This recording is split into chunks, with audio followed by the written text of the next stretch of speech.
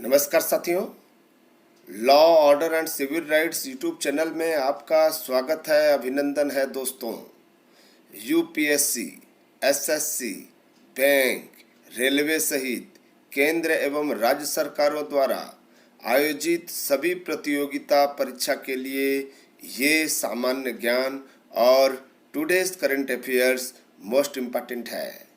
साथियों, यहाँ पर law order and civil rights मैं डॉक्टर वेणुधर रौतिया, जो लॉ विषय में सहायक प्राध्यापक हूँ, यानी कि असिस्टेंट प्रोफेसर हूँ। यहाँ पर हम law order and civil rights की तरफ से डेली अपडेटेड करंट अफेयर्स यानी कि समसामयिकी और विश्व घटना चक्र हिंदी माध्यम में दिया जा रहा है। यहाँ पर हम वीडियो के माध्यम से रोज प्रतिदिन प्रस्तुत करते हैं। दिन प्रतिदिन की घटनाओं पर आधारित ये करंट अफेयर्स किसी भी प्रतियोगिता परीक्षा और अपने आप को अप टू डेट रखने के लिए बेहद महत्वपूर्ण है। मुझे मालूम है कि आप रोज प्रतिदिन 12:30 बजे हमारे इस करंट अफेयर्स और जनरल नॉलेज को जो है यहाँ पर आपको पसंद है, इसलिए इंतज़ार भी करते हैं। और हम आपको 4 ऑप्शन देते हैं, एक प्रश्न पूछते हैं और रोज की जो घटनाएं घटित हो रही है उन विषय पर यहाँ पर आपको लाइव ही आंसर देना होता है। ध्यान रखिएगा, आपके लिए हम कुछ समय भी देते हैं, उस समय का पूरा उपयोग कीजिए। और जितने भी लाइव हैं बच्चे, सभी के सभी वहाँ पर आंसर जरूर दीजिएगा, ताकि समझ में आए कि आप कितने बेहतर हैं। साथियों, आइए सीधा चर्चा करते हैं। दोस्तों, कल का प्रश्न था, जातक कथाएं किस भाषा में लिखी गई थी? जिसका सही आंसर है पाली भाषा। और बहुत सारे स्टूडेंट्स ने इसका सही उत्तर दिया हुआ है। ध्यान दीजिएगा, पाली उत्तर जो है 99.99% लोगों ने सही दिया है। और हम आपको बता दें, सबसे पहले मैसेज देने वाले जो यहाँ पर स्टूडेंट्स थे, जीनत समीर को हम बधाई देते हैं और उनके उज्जवल भविष्य की कामना करते हैं। बेटा, इस तरह से आप लगे रहें, मेहनत करें, निश्चित ही आपको सफलता मिलेगा ही। बहुत बहुत शुभकामनाएं जीनत। आइए हम पहला प्रश्न देखते हैं। कौन सी रॉकेट 47वें अभियान में दूसरे लॉन्च पैड से उड़ान भरी है? PSLV C-45, PSLV C-47, PSLV 45, SLV 45। कौन सा सही आंसर है आपको ध्यान रखना है। ये इसरो ने एमीसेट के साथ अन्य देशों की 28 सैटेलाइट्स का सफलतापूर्वक प्रक्षेपण किया। ध्यान रखेगा, इसरो का मतलब होता है भारतीय अंतरिक्ष अनुसंधान संगठन ने 1 अप्रैल को एमीसेट यानी कि इलेक्ट्रॉनिक इंटेलिजेंस सैटेलाइट सहित अन्य देशों की 29 सैटेलाइट्स का सफलतापूर्वक प्रक्षेपण किया। इस प्रक्षेपण में अमेरिका के 24, यहाँ पर लिथुआनिया के 1, स्पेन के 1 और स्विट्जरलैंड के 1 सैटेलाइट शामिल है। यह प्रक्षेपण श्रीहरिकोटा के सतीश धवन स्पेस सेंटर से भारतीय रॉकेट PSLV C-45 के माध्यम से किया। इस प्रक्षेपण में रॉकेट PSLV C-45 अपने 47वें अभियान में दूसरे लॉन्च पैड से उड़ान भरी है। दोस्तों, इसका मतलब सही आंसर है PSLV C-45 सही आंसर है दोस्तों, यानी कि ऑप्शन ए सही है। आइए नेक्स्ट क्वेश्चन देखते हैं। 1 अप्रैल 2019 की स्थिति में अब भारत में कुल सरकारी बैंकों की संख्या हो गई है 15, 19, 18 या 20। आपको सही आंसर चुनना है। ध्यान रखिएगा, यहाँ पर जो है 1 अप्रैल को देना बैंक और विजया बैंक का बड़ौदा में विलय हो गया और प्रभावी भी हो गया। सार्वजनिक क्षेत्र के दो सरकारी बैंकों विजया बैंक और देना बैंक का नाम अब बैंक ऑफ बड़ौदा में हो गया है 1 अप्रैल 2019 से। इस स्थिति से विजया बैंक देना बैंक के उपभोक्ताओं को बैंक ऑफ बड़ौदा का माना जाएगा। देना बैंक और विजया बैंक की शाखाएं 1 अप्रैल 2019 के बाद से बैंक ऑफ बड़ौदा के आउटलेट के रूप में कार्य करेगी। ध्यान रखिएगा, इस विलय के साथ भारत में सरकारी बैंकों की संख्या घटकर 18 रह गई है। ध्यान दीजिएगा, 18 रह गई है दोस्तों। सही आंसर सी है। ध्यान रखिएगा, सी है। आइए नेक्स्ट क्वेश्चन देखते हैं। राष्ट्रपति नए क्षेत्रों पर संसद के अनुमति के बिना आदेश नहीं दे सकता, किसने कहा है? भारतीय न्यायालय, अमेरिकी न्यायालय, अंतर्राष्ट्रीय न्यायालय या अलास्का के न्यायालय? किसने कहा है आपको बताना है दोस्तों। यहाँ पर ध्यान दीजिएगा, हम आपको बता रहे हैं अमेरिकी अदालत ने आर्कटिक और अंटार्कटिक क्षेत्रों की लीज रद्द कर दी। आर्कटिक और अंटार्कटिक महासागर के क्षेत्रों को तेल और गैस उत्खनन के लिए लीज पर देने के अमेरिकी राष्ट्रपति डोनाल्ड ट्रंप के आदेश को अलास्का की अदालत ने रद्द कर दिया। यह निर्णय अमेरिकी जिला अदालत की जज शैरोन ग्लिसन ने सुनाया। इस फैसले से इस क्षेत्र को लेकर पूर्ववर्ती ओबामा सरकार का निर्णय फिर बहाल हो गया है। जज ग्लिसन अपने फैसले में कहा कि राष्ट्रपति इस कार्यक्रम के नए क्षेत्रों को शामिल करने का आदेश नहीं दे सकते। इसके लिए संसद की मंजूरी चाहिए दोस्तों। ध्यान रखिएगा, ये अमेरिकी न्यायालय का फैसला है, तो इसका आंसर सही है अमेरिकी न्यायालय, यानी कि बी आंसर सही है दोस्तों। आइए हम नेक्स्ट क्वेश्चन देखते हैं। नेक्स्ट क्वेश्चन में क्या है आज के क्वेश्चन? मियामी कहाँ स्थित है? शिकागो में, फ्लोरिडा में, अलास्का में या दिल्ली में? मियामी आप जानते होंगे, मियामी के नाम से ओपन टेनिस 2019 का भी समापन हुआ है। आप जानते होंगे दोस्तों मियामी क्या है? मियामी क्या है? यहाँ पर जो है मियामी ओपन को मियामी मास्टर के नाम से भी जाना जाता है। यह एक टेनिस प्रतियोगिता है। यह प्रतियोगिता फ्लोरिडा के मियामी गार्डन में हार्ड रॉक स्टेडियम में वर्ष 1985 से प्रत्येक वर्ष आयोजित किया जाता रहा है। यानी कि मियामी ओपन टेनिस, जहाँ पर जिसके नाम से होता है मियामी मास्टर के नाम से, और यहाँ पर स्विट्जरलैंड के रोजर फेडरर ने मियामी ओपन टेनिस के रूप में 101वां एकल का खिताब जीतने में सफलता पाई है। उन्होंने मियामी ओपन में अपना चौथा खिताब जीता है दोस्तों। आइए नेक्स्ट क्वेश्चन देखते हैं। मनु साहनी 1 अप्रैल 2019 से कहाँ के सीईओ बने हैं?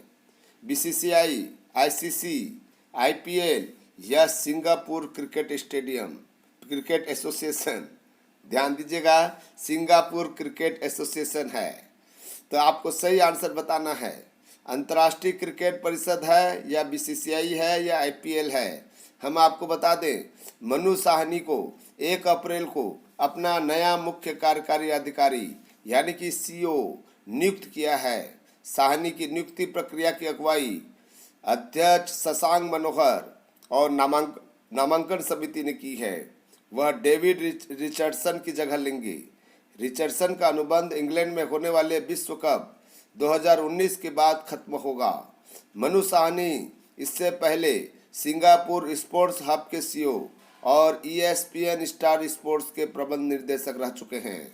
वह अगले महीने आईसीसी से जुड़ेंगे और जुलाई 2019 में वह रिचर्डसन की जगह लेंगे। यानी कि इसका सही आंसर है आईसीसी, अंतर्राष्ट्रीय क्रिकेट परिषद के सीईओ बने हैं दोस्तों। ये मोस्ट इम्पॉर्टेंट है। आइए नेक्स्ट क्वेश्चन देखते हैं। 33 लाख भारतीय किस देश में प्रवासी के रूप में निवास करते हैं? कनाडा, यूरोप, संयुक्त अरब अमीरात या लंदन? ध्यान दीजिएगा, जिसको हम लोग जो है यूएई भी कहते हैं, संयुक्त अरब अमीरात। कौन है? यूरोप, कनाडा, कौन सा सही है? यहाँ पर हम आपको डिटेल बता दे रहे हैं, आप आंसर देते रह जाइएगा। संयुक्त अरब अमीरात सरकार निर्धारित मापदंड पूरा करने वाली सभी भारतीय डिग्री के लिए समान दर्जा जारी करेगी।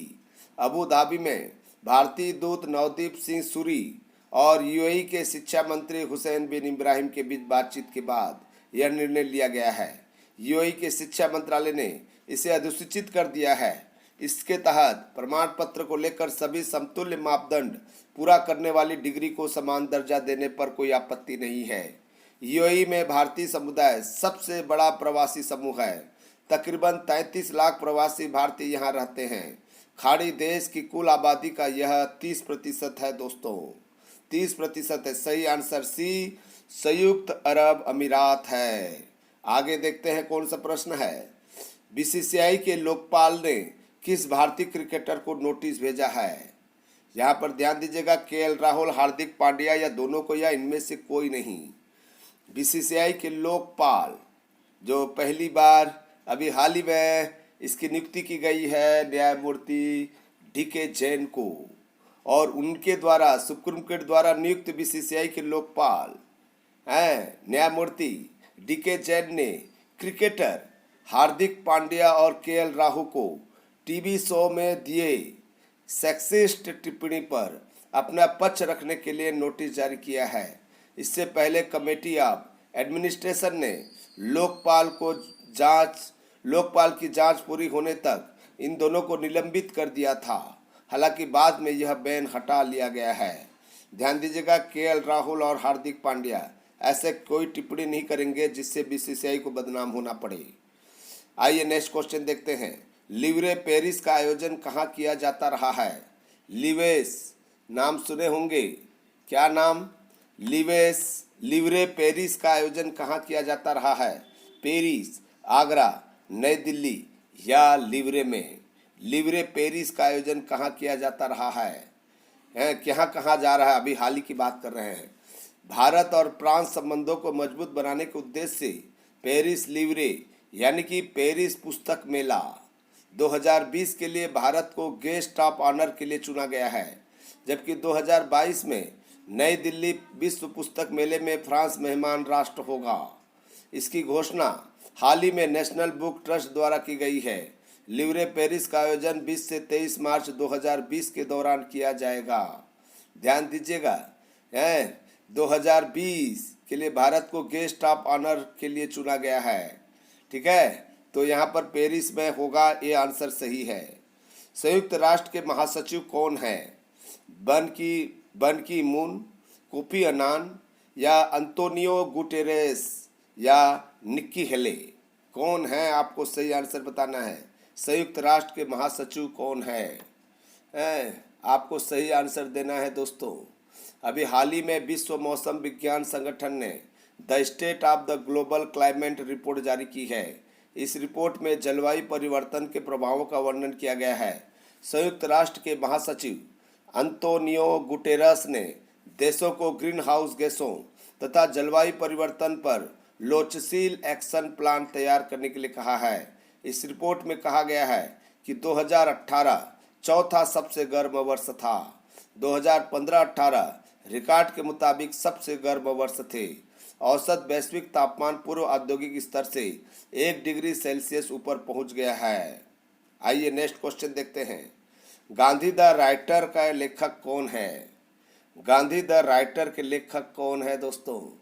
आपको बताना है। गांधी द राइटर नामक पुस्तक के लेखक माता देसाई, भवानी भट्टाचार्य, शारदा भट्टाचार्य या सोमेश चंद्र चटर्जी? कौन है? इसका सही आंसर आपको बताना है। ध्यान दीजिएगा, ये गांधी द राइटर, उनकी रचनाओं में रविन्द्र टैगोर, महात्मा गांधी का प्रभाव दृश्यमान रहता है। ये जो लेखक हैं गांधी जी से ज़्यादा प्रभावित हैं, रविन्द्रनाथ टैगोर जी से ज़्यादा प्रभावित हैं। इनकी हर किताब जो है इसी श्रेणी में आता है। तो इसका सही आंसर कौन सा हो सकता है? ये है सही आंसर भवानी भट्टाचार्य। इसके लेखक हैं गांधी द राइटर। हाल ही की घटना की बात बता रहे हैं दोस्तों, इसको याद कर लेना है। ज़्यादा से ज़्यादा आपके स्मरण में रखें। पढ़ तो रहे हैं लेकिन स्मरण में रहना चाहिए। लेकिन आज जानते हैं कल भूल जाते हैं, तो इसके लिए बार बार रिवीजन करें, बार बार वीडियो देखें और डिस्कशन में भाग लें, तभी दिमाग में बैठेगा, नहीं तो तत्काल चला जाएगा। आइए नेक्स्ट क्वेश्चन देखते हैं क्या है क्वेश्चन। यहाँ पर लास्ट क्वेश्चन हो चुका है और आज हम आपके लिए क्विज, जो कल हम घोषणा करेंगे तत्काल आपको जो है कमेंट्स करना है, सही आंसर देना है। Hunger game series of novel, hunger game series of novel के लेखक कौन है? Hunger game series of novels के लेखक कौन है? कमेंट्स दीजिए, सही आंसर बताइए, इसके लेखक कौन हो सकते हैं? मुझे भी नहीं पता, मुझे भी सर्च करना पड़ेगा, लेकिन आप बता सकते हैं। हम आपका नाम कल घोषणा करेंगे। भविष्य में हम इनाम राशि भी रखने की प्रयास करेंगे, लेकिन बहुत ज़्यादा कॉम्पिटिटर हो तब, ठीक है। इसी तरह से आप जो है हमारे साथ में जुड़े रहें और नित्य प्रतिदिन current affairs, general knowledge, general study के माध्यम से आप अपने आप को अप टू डेट रखें, ताकि भविष्य में नेक्स्ट एग्ज़ाम जब भी हो उसमें सफलता अर्जित करें। ये पहला स्टेप है दोस्तों। हम यहाँ पर विदाई लेते हैं। धन्यवाद, नमस्कार, बाय बाय, सी यू।